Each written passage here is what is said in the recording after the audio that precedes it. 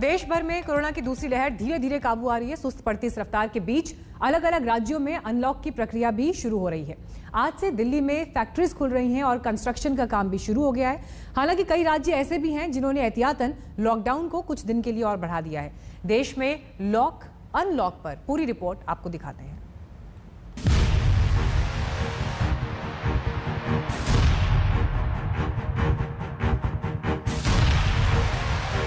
अब धीरे धीरे लॉकडाउन खोलने की प्रक्रिया चालू कर रहे हैं।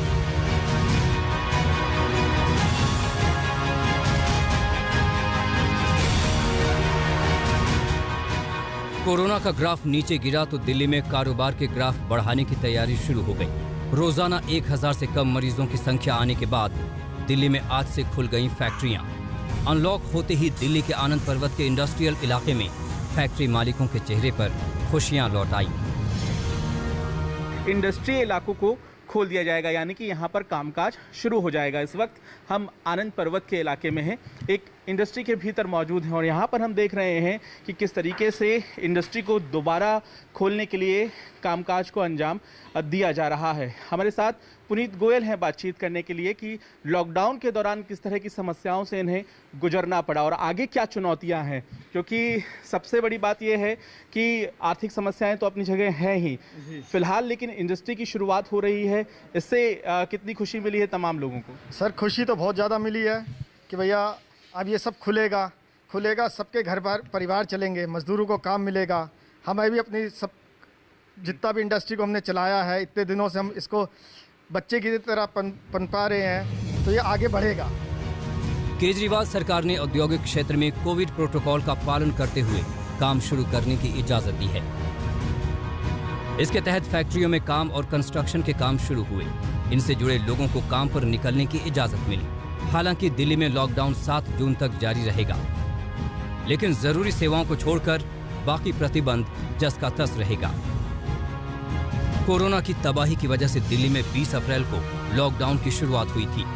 लॉकडाउन ने आर्थिक हालात कमजोर कर दिए, लेकिन जैसे ही हालात सुधरने लगे, केजरीवाल सरकार ने आर्थिक व्यवस्था को ऑक्सीजन देने का सिलसिला शुरू करने का फैसला किया। कंस्ट्रक्शन एक्टिविटीज़ और ये 2 एक्टिविटीज़ कल इंडस्ट्रीज़ अनाउंस की थी कि ये दोनों खुल सकती हैं, क्योंकि सबसे गरीब तबका जो प्रवासी मजदूर है वो सबसे ज़्यादा यहीं पे काम करता है और लॉकडाउन के दौरान सबसे ज़्यादा गरीब लोगों को दिक्कत होती है। धीरे धीरे आने वाले हफ्तों में जैसे जैसे केसेस कम होंगे, आज जो पिछले 24 घंटे में लगभग 900 केस आए हैं, पहली बार 1000 से कम केस हुए हैं। तो मैं उम्मीद करता हूं कि जैसे जैसे केस कम होंगे हम और अनलॉकिंग करेंगे। दिल्ली से सटे यूपी में भी कोरोना ग्राफ तेजी से गिरा है। सीएम योगी ने रविवार को एक हाई लेवल मीटिंग की।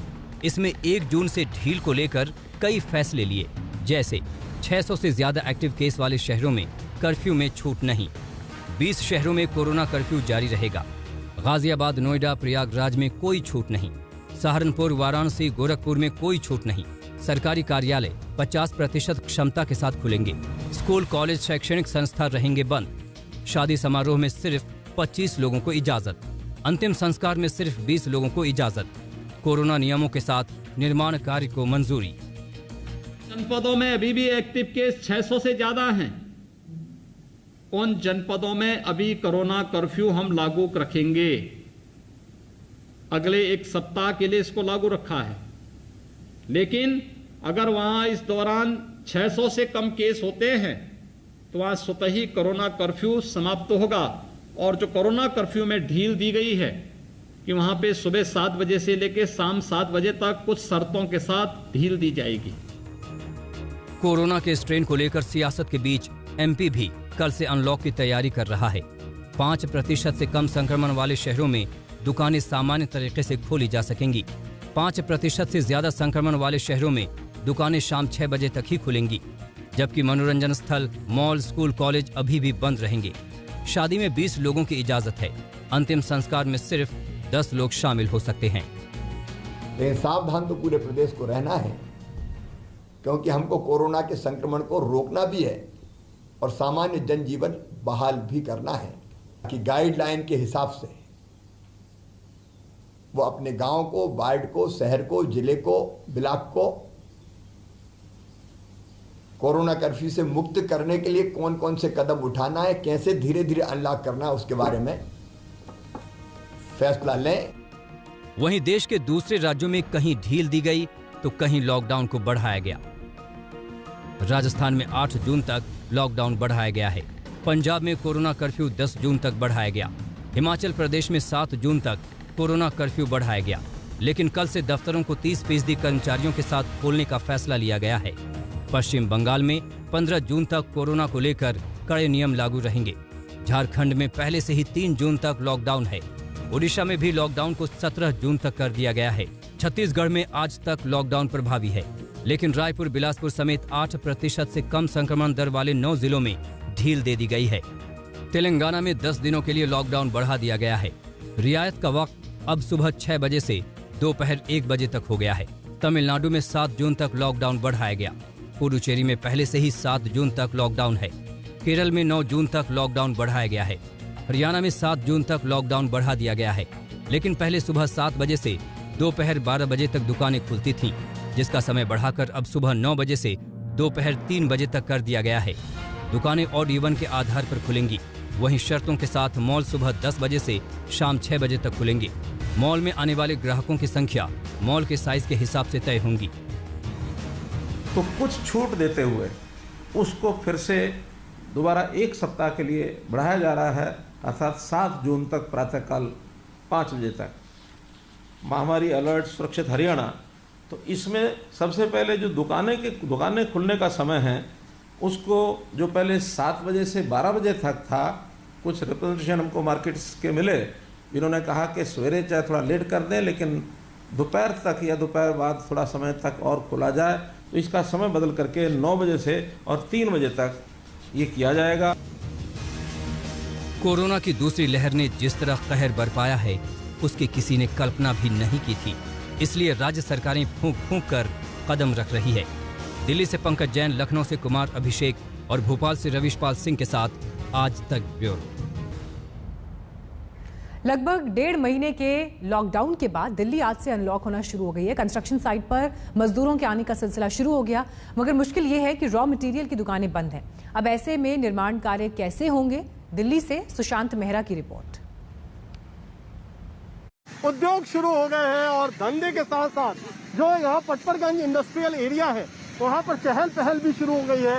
लोग जो काम करते हैं फैक्ट्रियों में वो लगातार आने शुरू हो गए हैं। आप लोग फैक्ट्री में काम करते हैं? आज से ही चालू हुआ। ये जो है ये कितनी बड़ी राहत है आप लोगों के लिए कि आज से फैक्ट्रियाँ चालू हैं? सर काफ़ी राहत है। सैलरी वैलरी कटने की जो नौबत आने वाली थी वो नहीं आएगी अब। वो नहीं आएगी। आप लोगों के लिए भी राहत है? हाँ राहत है। बहुत सारे जो यहाँ पर लोग हैं जो इन फैक्ट्रियों में काम करते हैं, आप लोग भी फैक्ट्री में काम करते हैं? डिस्ट्रीब्यूटर में काम करते हैं। डिस्ट्रीब्यूटर में काम करते हैं, फैक्ट्री में काम करते हैं। तो सैलरी मिल रही थी? हाँ जी सैलरी मिल रही थी। सैलरी मिल रही थी। तो अब आज से पूरी तरह से खुला है तो कोई दिक्कत? अब तो दिक्कतें खत्म होंगी? नहीं कोई दिक्कत नहीं। तो यहाँ पर जो तमाम लोग हैं जो इस समय कई सारे अलग अलग फैक्ट्रियों में काम करती हैं, हाँ। तो अभी तक काम चल रहा था या बंद था? बंद था पूरी तरह से। हाँ 2 महीने। तो सैलरी नहीं मिल रही थी? नहीं सैलरी नहीं मिलती। तो ये स्थिति है जो फैक्ट्रियों में काम करने वाले तमाम लोग हैं। आप लोग क्या फैक्ट्री में काम करते हैं? जी सर। तो पूरी तरह से धंधा अभी चौपट था? जी बिल्कुल बंद था। आज से चालू? जी।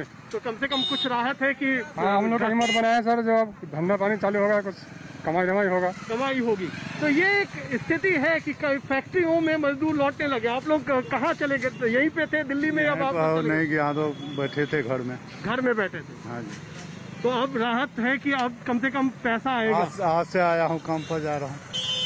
चलिए, तो ये है यहाँ की स्थिति। ये है पटपरगंज इंडस्ट्रियल एरिया, औद्योगिक क्षेत्र, दिल्ली सरकार का औद्योगिक क्षेत्र है।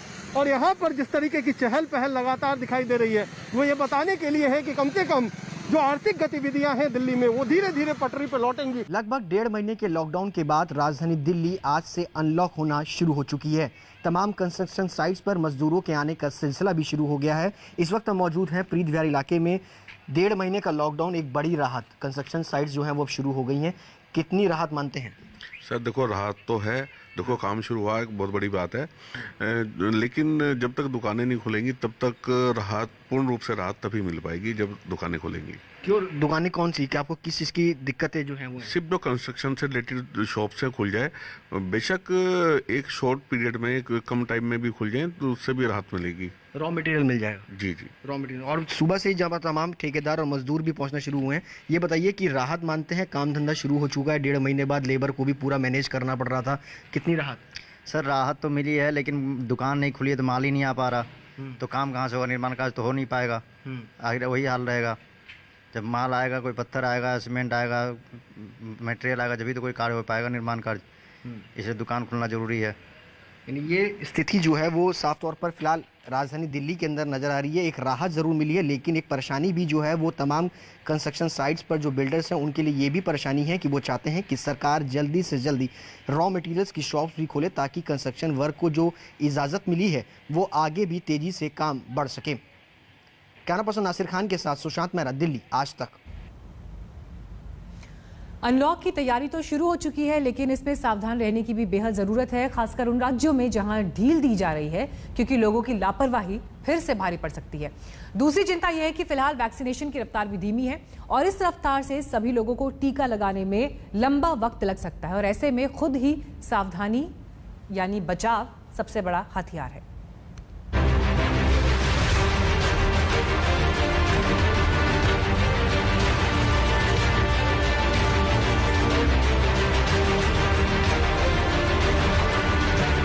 बिना वैक्सीनेशन के कोरोना से लड़ा नहीं जा सकता, ये बात बार बार एक्सपर्ट्स कहते आ रहे हैं और इसी पर विश्व स्वास्थ्य संगठन भी जोर देता रहा है। लेकिन जिस तरह से वैक्सीनेशन की रफ्तार कमजोर पड़ी, उसने सबकी चिंता बढ़ा दी है।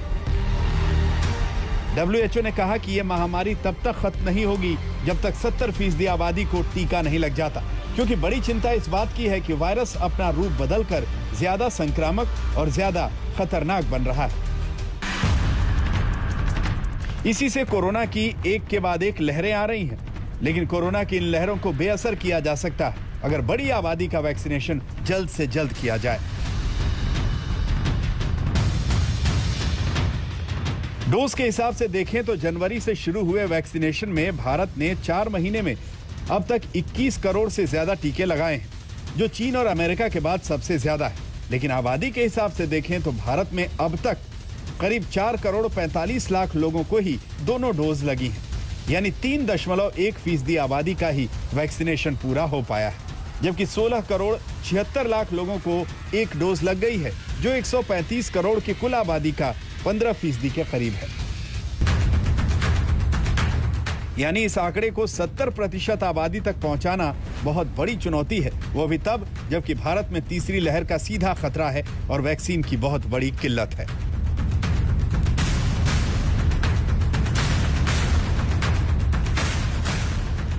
सरकार का टारगेट यह है कि दिसंबर तक करीब 94 करोड़ की पूरी वयस्क आबादी को टीका लगा दिया जाए, लेकिन ऐसा करने के लिए अनुमान है कि अगस्त से हर दिन कम से कम 90 लाख डोज लगाने होंगे, जबकि पिछले 24 घंटे में करीब 30,35,000 टीके लगाए गए। इस हिसाब से वैक्सीनेशन की रफ्तार आगे कम से कम 3 गुना बढ़ानी होगी और दिसंबर तक यही स्पीड रखनी होगी अगर सबको वैक्सीन लगानी है, क्योंकि ऐसा किए बिना कोरोना के खतरे को कम नहीं किया जा सकता। वैक्सीनेशन की स्पीड बढ़ाना इसलिए भी जरूरी है क्योंकि कोरोना की दूसरी लहर के धीरे धीरे उतार के बीच कई राज्य अनलॉक की तैयारी कर चुके हैं। कोरोना कर्फ्यू को धीरे धीरे हटाना है। जिले में क्या करना है, जिले का क्राइसिस मैनेजमेंट ग्रुप बैठेगा। अभी हम यहाँ से गाइडलाइन भेज रहे हैं, वो गाइडलाइन आपकी मार्गदर्शिका के रूप में काम करेगी, लेकिन अंततः फैसला आप करोगे। धीरे धीरे आने वाले हफ्तों में जैसे जैसे केसेस कम होंगे, आज जो पिछले 24 घंटे में लगभग 900 केस आए हैं, पहली बार 1000 से कम केस हुए हैं, तो मैं उम्मीद करता हूं कि जैसे जैसे केस कम होंगे हम और अनलॉकिंग करेंगे। जनपदों में अभी भी एक्टिव केस 600 से ज्यादा हैं। उन जनपदों में अभी कोरोना कर्फ्यू हम लागू रखेंगे, अगले 1 सप्ताह के लिए इसको लागू रखा है, लेकिन अगर वहां इस दौरान 600 से कम केस होते हैं तो वहां स्वतः ही कोरोना कर्फ्यू समाप्त होगा और जो कोरोना कर्फ्यू में ढील दी गई है कि वहां पे सुबह 7 बजे से लेकर शाम 7 बजे तक कुछ शर्तों के साथ ढील दी जाएगी। महामारी अलर्ट सुरक्षित हरियाणा, तो इसमें सबसे पहले जो दुकानें खुलने का समय है उसको जो पहले 7 बजे से 12 बजे तक था, कुछ रिप्रेजेंटेशन हमको मार्केट्स के मिले जिन्होंने कहा कि सवेरे चाहे थोड़ा लेट कर दें लेकिन दोपहर तक या दोपहर बाद थोड़ा समय तक और खोला जाए, तो इसका समय बदल करके 9 बजे से ये किया जाएगा। यूपी में लखनऊ समेत 20 जिलों में अभी कोरोना कर्फ्यू जारी रहेगा, लेकिन 55 जिलों में 1 जून से शर्तों के साथ कई रियायतें दी जाएंगी। वीकेंड लॉकडाउन और नाइट कर्फ्यू के बीच दुकान और बाजार, ऑफिस आदि खुलेंगे। एमपी में भी 1 जून से अलग अलग जिलों के हिसाब से अनलॉक होगा। जहां संक्रमण की दर 5% से कम है, वहां पहले की तरह दुकानें खोली जा सकती हैं। दिल्ली में सोमवार से अनलॉक की प्रक्रिया शुरू होगी, जिसमें अभी पहली रियायत यही है कि फैक्ट्री और कंस्ट्रक्शन के काम को शुरू किया जा सकता है। दिल्ली में लॉकडाउन अलग अलग चरणों में खोला जाना है। 31 मई की सुबह 5 बजे के बाद दिल्ली में इंडस्ट्रियल इलाकों में कामकाज शुरू हो जाएगा। इस वक्त हम मौजूद हैं आनंद पर्वत के इलाके में, एक इंडस्ट्री के भीतर हम मौजूद हैं जहां पर साफ सफाई के काम को अंजाम दिया जा रहा है। आखिरी रूप दिया जा रहा है कि किस तरह से कामकाज को शुरू किया जाए। करीब महीने भर से कोरोना कर्फ्यू के दायरे में रहने वाला मध्य प्रदेश अब 1 जून से धीरे धीरे अनलॉक होने जा रहा है। मुख्यमंत्री शिवराज सिंह चौहान ने घोषणा कर दी है कि 1 जून से मध्य प्रदेश में अनलॉक की प्रक्रिया शुरू हो जाएगी। हालांकि इस बार ध्यान इस बात का रखा गया है कि संक्रमण जिन जगहों पर ज्यादा है वहां पर अधिक छूट ना दी जाए। लॉकडाउन हटे तो सही, लेकिन सीमित संख्या में ही लोग बाहर निकल सके। कई राज्यों में केस लगातार कम हुए तो ढील देने का फैसला किया गया, लेकिन कई राज्य थोड़ा इंतजार कर रहे हैं, जिससे अभी कुछ हफ्ते सावधानी बरती जाए। इसके बावजूद आज नहीं तो कल अनलॉक की प्रक्रिया की तरफ बढ़ना ही होगा, क्योंकि लॉकडाउन कोरोना से लड़ाई का अस्थायी समाधान नहीं है। कोरोना से लड़ाई सिर्फ वैक्सीनेशन से ही जीती जा सकती है। लॉकडाउन की पाबंदियों में छूट के बाद आगे केस बढ़ने के किसी खतरे और आशंका को वैक्सीनेशन से ही कम किया जा सकता है। दिल्ली से आशुतोष मिश्रा और भोपाल से रवीश पाल सिंह के साथ आज तक ब्यूरो। और इस वक्त आ रही है बड़ी खबर, सेंट्रल विस्टा प्रोजेक्ट पर रोक लगाने वाली याचिका को दिल्ली हाई कोर्ट ने खारिज कर दिया है। कोर्ट ने 1 लाख रुपए के जुर्माने के साथ याचिका को खारिज किया है। कोर्ट ने याचिकाकर्ता की मंशा पर भी सवाल खड़े किए हैं और कहा कि इस प्रोजेक्ट को जबरन रोकने के लिए भी याचिका लगाई गई है। अनीशा माथुर इस वक्त और जानकारी के साथ जुड़ गई हैं। अनीशा, क्या कोर्ट का ऑब्जर्वेशन था, क्या कोर्ट ने कहा? देखिए Meenakshi, chief justice DN Patel और जस्टिस ज्योति सिंह के जो पीठ थी उसने आज ये पिटीशन को खारिज कर दिया है, ये कहते हुए कि ये पॉलिटिकली मोटिवेटेड पिटीशन लग रही है। 1 लाख रुपए का जुर्माना भी लगाया गया है और कोर्ट ने ये भी कहा है कि जो सेंट्रल विस्टा राजपथ प्रोजेक्ट है, पार्लियामेंट और राजपथ वाला प्रोजेक्ट है, वो नेशनल इंपॉर्टेंस का प्रोजेक्ट है, इसको रोका नहीं जा सकता। खासतौर से तब जब केंद्र सरकार और सप्तर्षि पालनजी ग्रुप जो कंस्ट्रक्शन कर रहे हैं, दोनों ने ये कहा था कि नवंबर 2021 की डेडलाइन है इसको खत्म करने की, और क्योंकि पार्लियामेंट बिल्डिंग, राजपथ दोनों प्रोजेक्ट के अंदर आते हैं, इसलिए इसको इस प्रोजेक्ट में देरी नहीं की जा सकती। हाईकोर्ट ने ये सभी दलीलें देखते हुए याचिका को खारिज कर दिया और ये भी कहा है कि कंस्ट्रक्शन वर्कर्स जो हैं, क्योंकि वो वहीं पर रह रहे हैं, सारे कोविड के प्रोटोकॉल्स जो हैं माने जा रहे हैं, सब कुछ डिस्टेंसिंग। ये अपने आप में एक बड़ा ऑब्जर्वेशन कि निर्माण रोकने का सवाल ही पैदा नहीं होता और पॉलिटिकली मोटिवेटेड ये याचिका लगती है। कोर्ट का ये ऑब्जर्वेशन रहा। फिलहाल वक्त एक ब्रेक का है, देखते रहिए आज।